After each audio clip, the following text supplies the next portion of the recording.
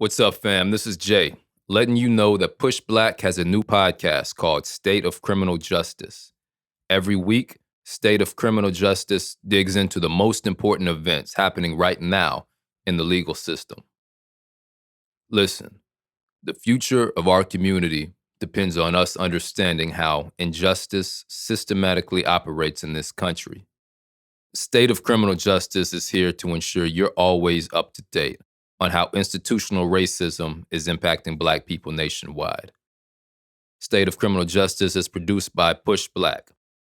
You can catch it on our Push Black YouTube channel, Apple Podcasts, or anywhere you listen to podcasts. Thanks for the support. Peace.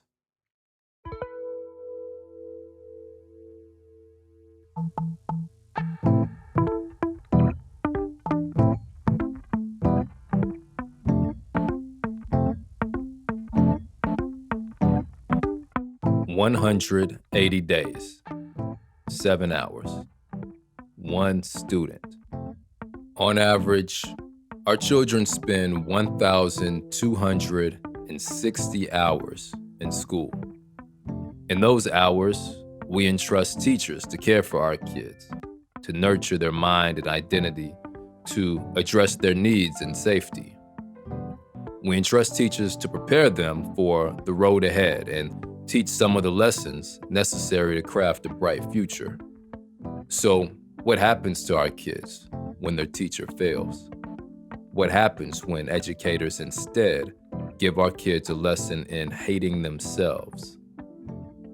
I'm Jay from Push Black, and you're listening to Black History Year. So, for better or worse, teachers play a significant role in the lives of Black children. And it's a terrifying reality that schools are a place where they learn anti-Blackness. The impact is traumatic and lethal, a fact today's guest knows all too well. Dr. Alicia Montgomery is the executive director at the Center for Powerful Public Schools, an organization whose mission is to build the capacity of educators and prepare students for college, career, and most importantly, life. With a commitment to addressing racism in classrooms, Dr. Montgomery understands the hurdles our kids especially face. And she's here today to illuminate how Black students are indoctrinated into anti-Blackness. But first, we'll hear the story of the Topsy Turvy doll to understand how, even outside of the classroom, our children have long been taught self-hate.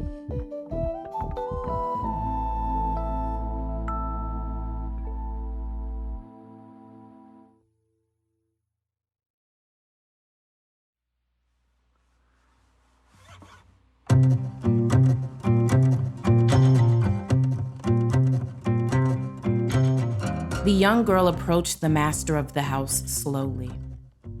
As an enslaved child, she had seen this white man's cruelty far too often. The man extended his wrinkled hand, the dark brown hairs on the back thick and long. It reminded the girl of the cattails that grew along the river. "Tap it," he said to her. "Tap the back of my hand." The young girl was terrified. She didn't want to touch the river cattails, so she didn't move. The master snatched her by the front of her dress. He snarled into her petrified face, spitting as he said, "Tap my hand or I'll rip you to pieces." With tears in her eyes, the little girl gently tapped the back of his hand, being careful not to touch the master too roughly or too long.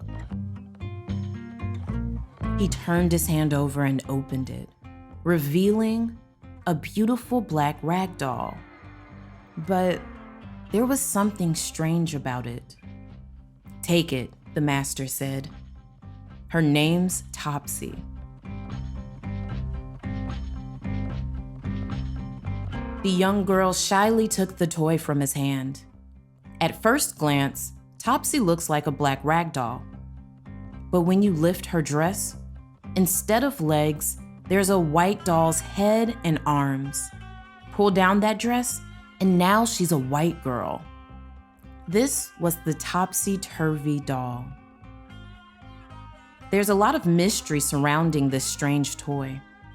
The doll first appeared during slavery. Both enslaved Black girls and white girls played with the toy. Even after slavery, the doll was popular, and a few theories exist as to why. One is that they were used to teach Black girls how to be subservient to white girls. It also could have been a tool that showed the perceived differences between white and Black women. It also showed both Black girls and boys their inferiority to white people. But more than anything, the doll is a symbol of white supremacy, reflecting the subordination of Black people to their white oppressors. And it's a message that Black children are still receiving today. We're still part of a system that continues to find creative ways to oppress us, a system that indoctrinates Black children into anti-Blackness and self-hate. That messaging is especially pervasive in the place our kids spend thousands of hours within their schools.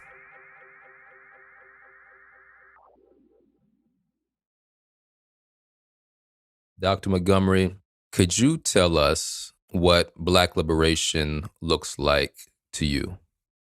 So Black liberation looks like being free from all of the stressors and the inhibitors to Black success that have been kind of laid upon us through institutional and systemic racism. So how does the work that you do push us towards that vision of liberation? So my work is primarily in schools, supporting educators to create spaces that are reducing and eradicating implicit bias, issues around low expectations and achievement around for Black and Brown kids. And so that work specifically deals with it at the core and where it begins, right? Because our children inevitably experience the impact of racism, not just through like whatever issues are happening in their home and in their community, but also through direct contact with folks in the education system whose implicit bias and issues around race directly impact how children are graded, how children are dealt with behaviorally, the number of suspensions they have, all of those issues. And so we work with educators for them to understand themselves more, but also how to remove some of the barriers to success that are in place. And could you define implicit bias for us?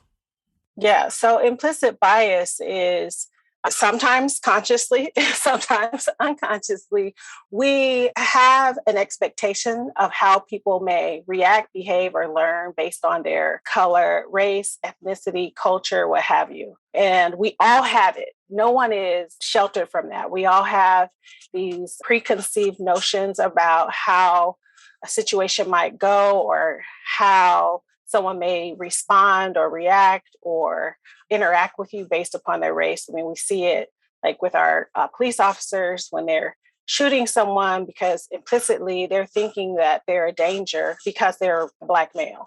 Those impact that response, which is to kill them, right? The same thing in the classroom is students being suspended or expelled at a much higher rate than their peers.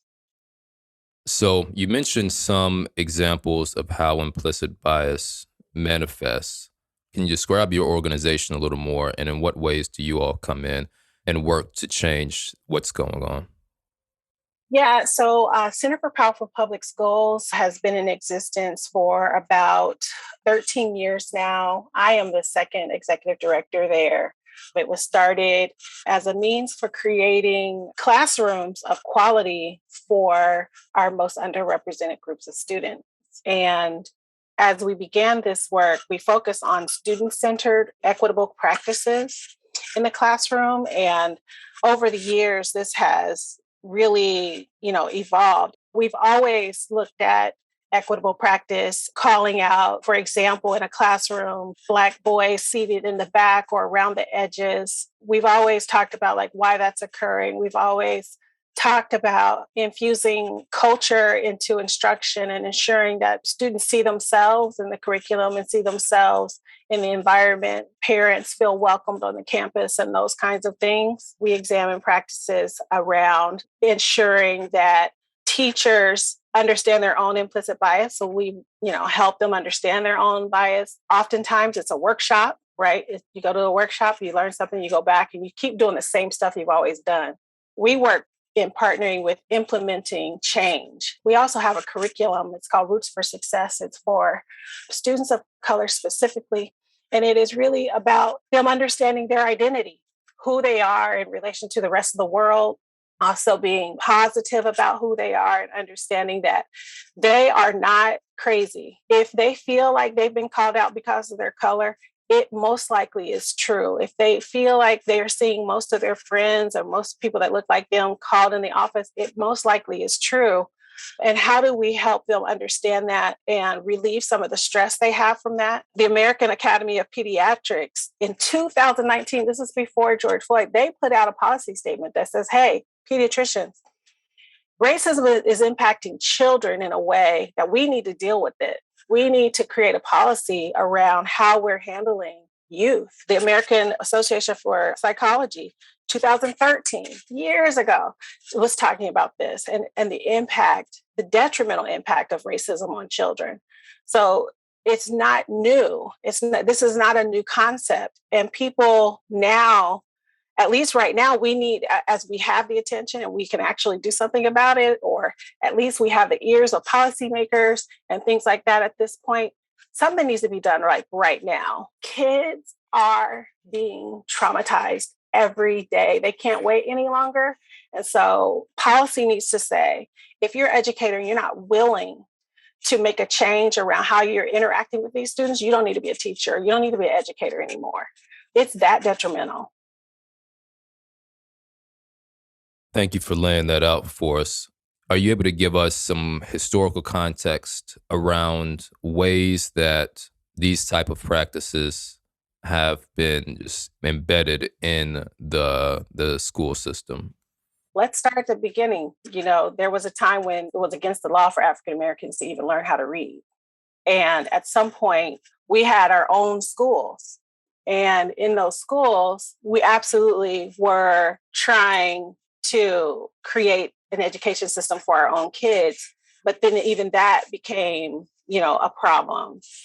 So as Jim Crow, people tried to kind of even the playing field, right, by having kids bused to different schools. I was one of those kids in the 70s, bused to the other side of town. But what you experience in those environments is low expectations, not a focus on high quality or high level thinking and all of those things. Historically, when it comes to access to quality education, African Americans have not been able to access the kind of quality education that gives them a fighting chance in the economy today or yesterday. No Child Left Behind was this thing about, okay, well, let's disaggregate this data and look at it by race and by ethnicity. And it put a spotlight, right?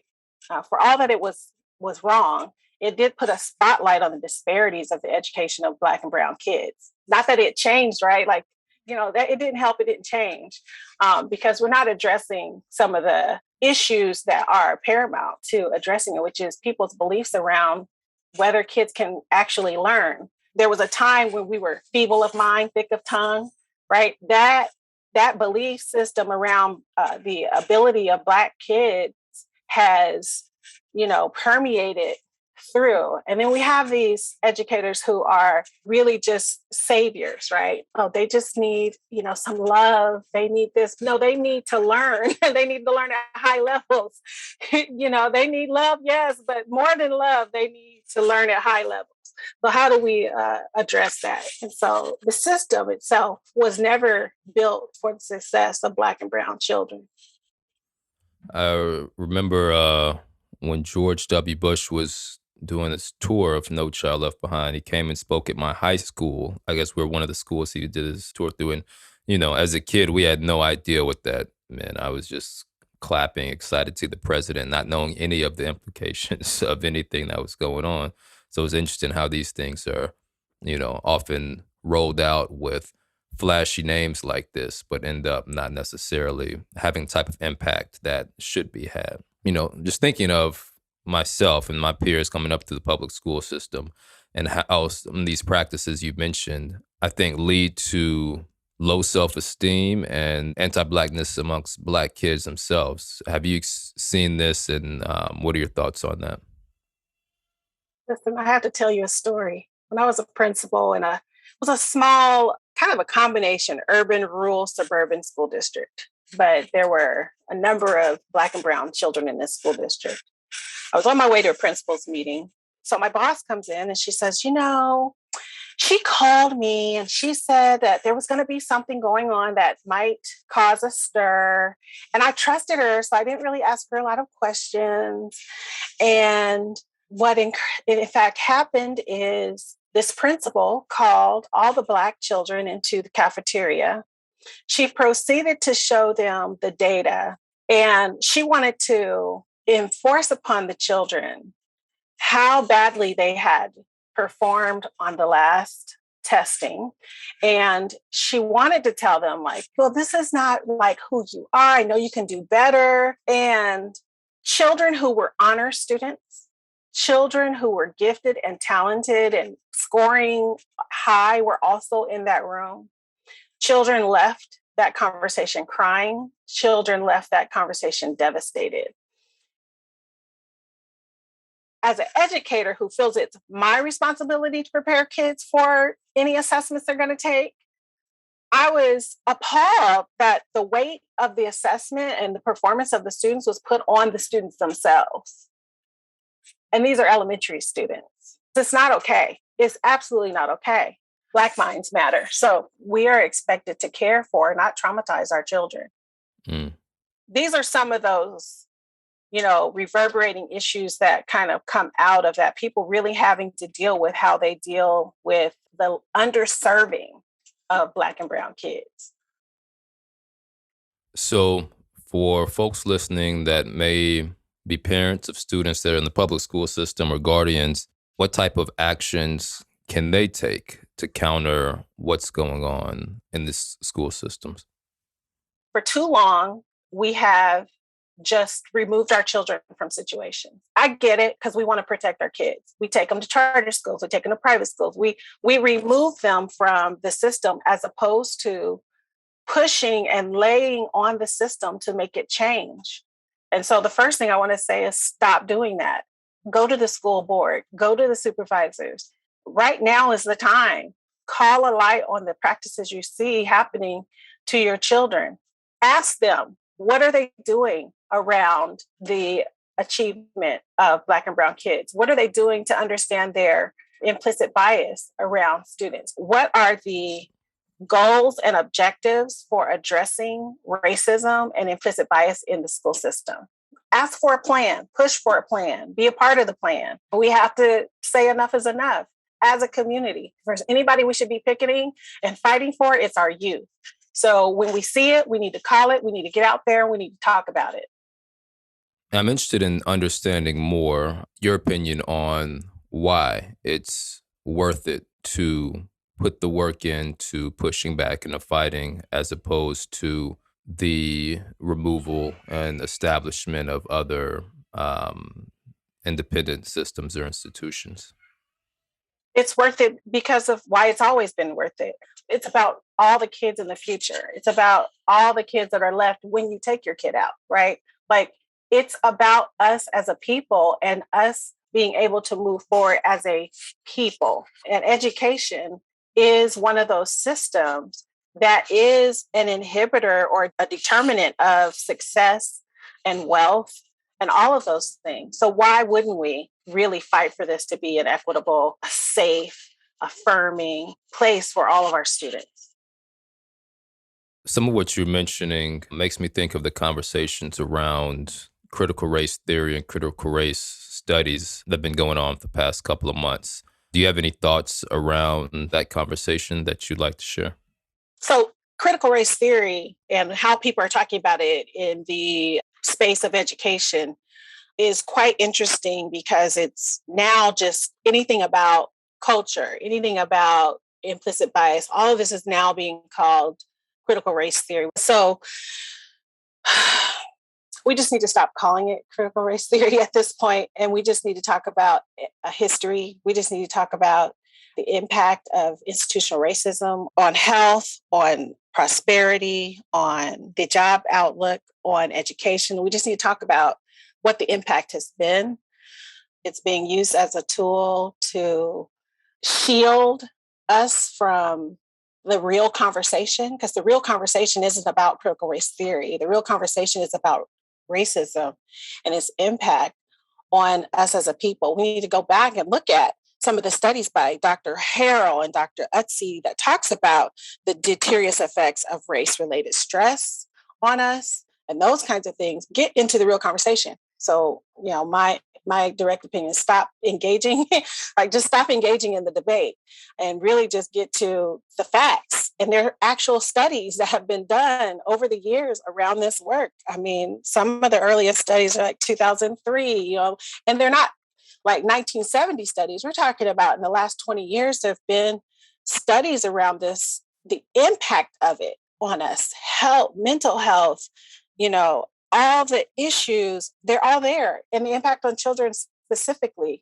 I'm interested in understanding if some of the anti-Blackness that goes on in the school system, if that changes based on demographics or if it's pretty similar across the board. If a school has mostly white teachers, does it look one way? If it has mostly Black teachers, does it look one way? Or is it so ingrained in the system that it can appear sort of wherever?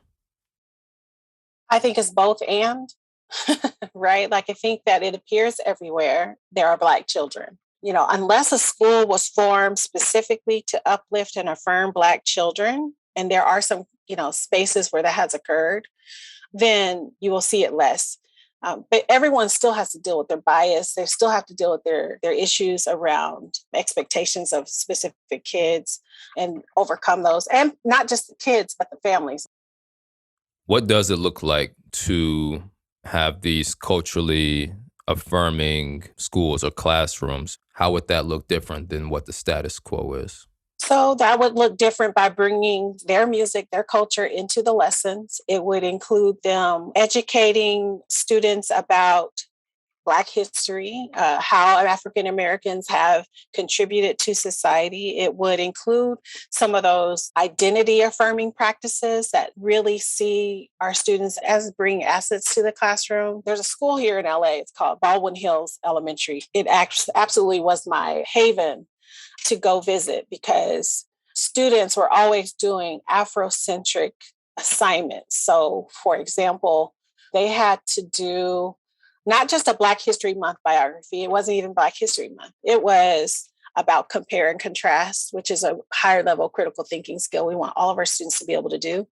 But it was a compare and contrast of a public figure from history to a person of today.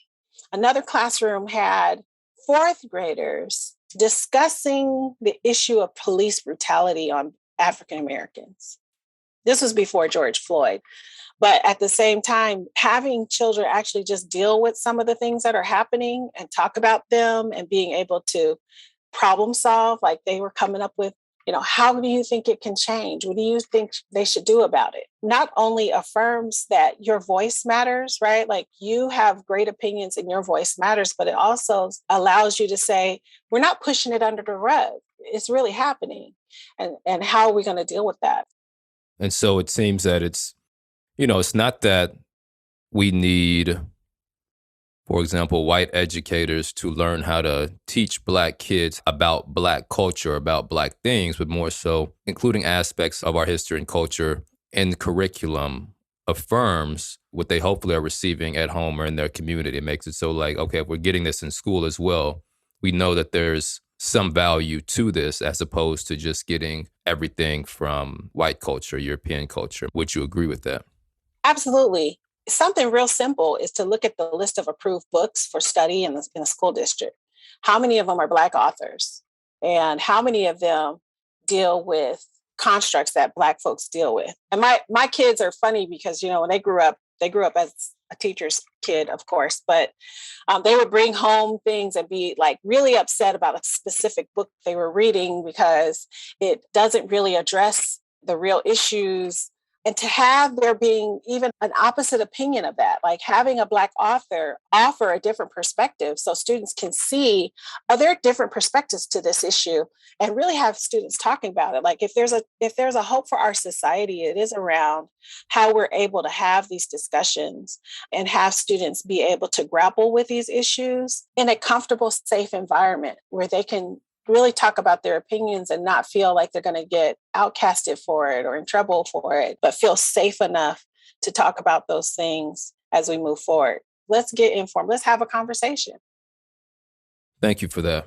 So preparing them for the world, I heard you mention that. And then also you've mentioned a couple other things about, including concepts in the curriculum that allow students to use critical thinking skills and see how to apply these to issues in the community. And that makes me think of an idea that Dr. Amos Wilson shares. He talks about how, education should be intended to teach kids how to solve the issues of their community. And having a white-centered education system, reinforces white kids, like teaches white kids how to continue controlling the world and teaches Black kids how to continue being subservient and contributing to their system, but not necessarily addressing the unique challenges that our communities face. What are your thoughts on that? He's absolutely right. Recently in California, there's been a focus on civic education and civic readiness and what that looks like in classrooms, and doing it through what we would call performance-based approach. And performance-based approaches allow students to authentically address, their learning. So specifically, whatever the standard they are learning, when you're going through a performance-based or project-based approach to that, it allows students to do some current research on it to really delve into like the real issues around a specific topic and then develop a solution for it. And so you'll find some districts are implementing this civic project that's a part of graduation that requires students to think about a problem in their community and think about like all the issues around that problem, do some research around it, and then come up with a solution they think would be a valid solution for that problem. Allowing students across races and having kids be able to engage in those kinds of activities and processes, not only, of course, contributes to their learning, but when they can see that when they get involved and they get engaged and something actually changes, then they can actually start to feel powerful. They can actually start to feel like, you know what, I do matter, which is sometimes the issue. We don't feel like we matter. So those kinds of practices do more than just contribute to the community. They really uplift the person involved in that and gives them power and a sense of efficacy that I am efficacious. I can make a change. I wanted to circle back on something that we had discussed before as it relates to actions parents can take when it comes to the different schooling options. I know there's increasing popularity amongst Black parents in terms of taking their kids out of school and homeschooling if they're able to homeschool. And there's other Black-centered and Afrocentric private schools popping up. Do you believe that public schools should be fitting and appropriate for everyone? Yeah. So the Matthew effect, the rich get richer and the poor get poorer. That is absolutely the same in education. And so I'm always conflicted. I'm all for, really creating these spaces where kids are affirmed. I also feel like somebody's got to be left for the kids who can't. Like somebody's got to do something for that system that still is in place for kids who can't move, whose parents don't have the wherewithal to make the change or move them somewhere else. So it's both and. I'm not saying, that charter schools shouldn't exist, that people should make these amazing spaces for Black kids. I'm not saying that at all, but I am saying that there's a certain amount of kids who won't be able to go to those spaces and who may even be removed from those spaces. And we need to be able to have a public school system that we can rely on that is equally as affirming and equally as uplifting for all of those students.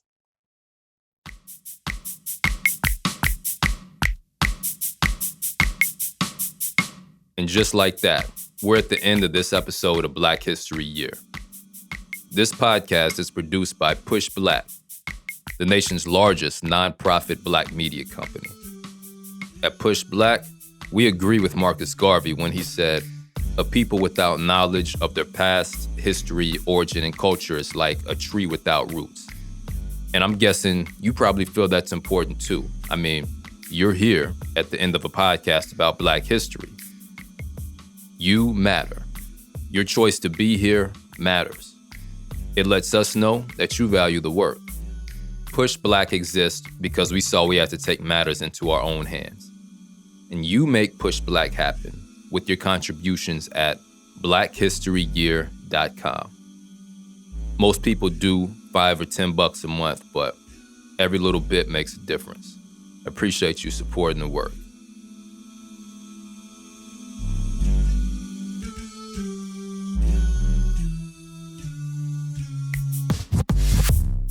The Black History Year production team includes Tareq Alani, Patrick Sanders, Leslie Taylor Grover, William Anderson, Jareyah Bradley, Brooke Brown, Shiavon Chapman, Tabitha Jacobs, Abeni Jones, Briona Lamback, Courtney Morgan, Zain Murdock, Akua Tay, Tasha Taylor, and Darren Wallace. Producing the podcast, we have Cydney Smith and Sasha Kai Parker, who also edits the show. And Black History Year's executive producer is Julian Walker, and I'm Jay from Push Black. Peace.